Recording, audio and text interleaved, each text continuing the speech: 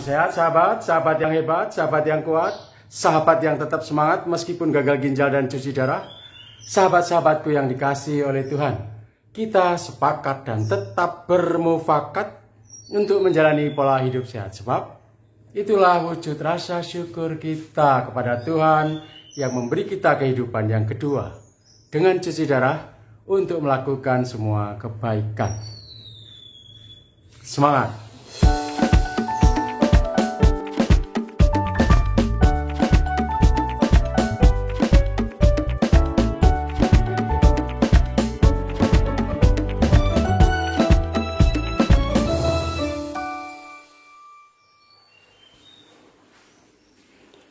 Saya coba untuk mengukur tekanan darah. Pagi tadi tekanan darah saya sangat rendah. 64/46. Itu rendah sekali. Tekanan darah yang sangat rendah itu sangat berisiko bagi pasien cuci darah.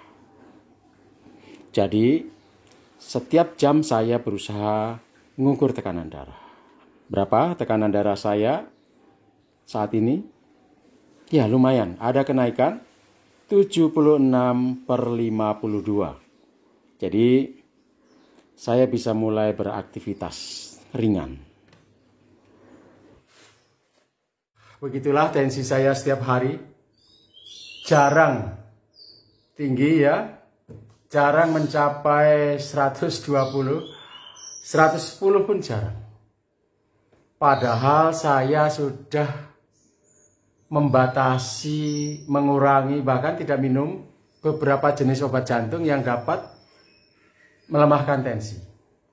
Jadi, ya sahabat-sahabatku, masalah pasien cuci darah salah satunya adalah masalah jantung, seperti yang saya alami.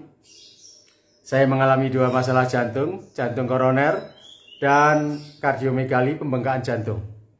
Nah, pembengkakan jantung ini membuat kinerja jantung saya tidak maksimal sehingga tekanan darah yang dihasilkan juga tidak maksimal. Saya mengalami masalah hipotensi. Agak sulit ya mengatasi masalah hipotensi karena masalah jantung. Ya, harus dijaga. Pertama, kenaikan cairan ya antar HD, berat badan antar HD tidak boleh banyak. Ini untuk meringankan kerja ginjal pada saat cuci darah. QB-nya juga tidak boleh tinggi sehingga saya dianjurkan untuk HD 3 kali seminggu. Dengan QB yang rendah, durasi HD yang hanya 4 jam ya, 4 jam. Sahabat-sahabatku, tensi yang selalu rendah ini jelas menimbulkan banyak masalah ya. Selain tubuh kita jadi lemah, aktivitas juga terganggu ya. Berdiri susah sekarang ini saat saya membuat konten ini ya, suasananya sedikit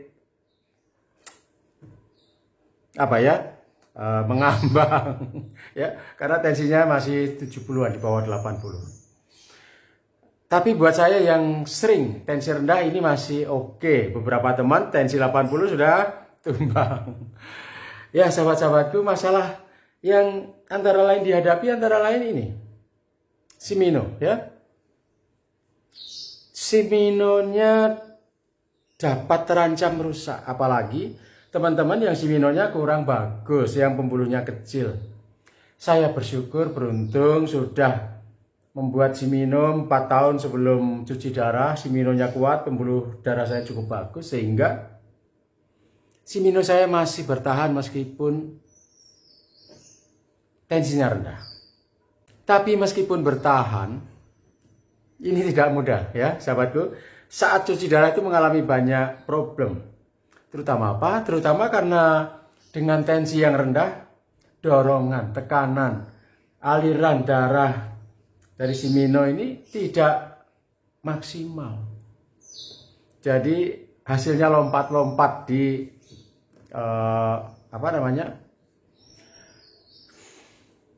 tabung ya, di tabung menuju dialiser. Lompat-lompat, terlihat ya. Nah, itu menyebabkan adekuasi HD juga terganggu. Ini harus diatasi.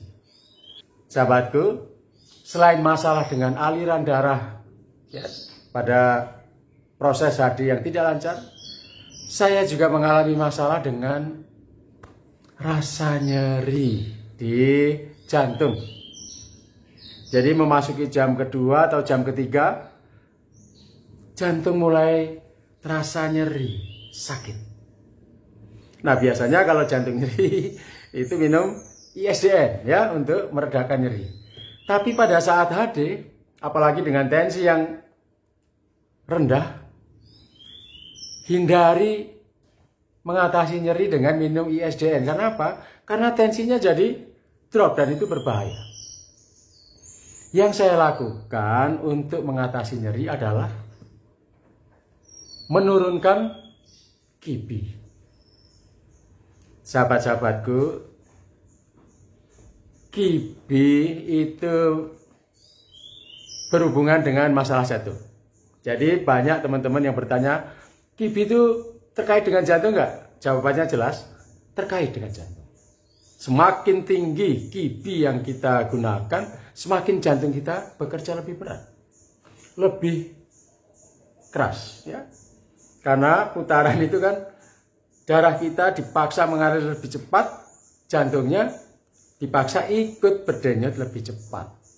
Maka kadang-kadang kalau QB-nya terlalu tinggi, heart rate kita juga naik. Jadi teman-temanku, apakah boleh kita menggunakan QB tinggi? Jawabannya boleh, tapi itu berisiko. Yang paling tepat adalah kendalikan pola makan supaya urium hariannya tidak tinggi, HD-nya ringan dengan QB yang moderat 250, 230, tidak perlu sampai 300 lebih ya. Kendalikan pola makan. Nah, jika teman-temanku saat HD jantung terasa nyeri, ini harus waspada.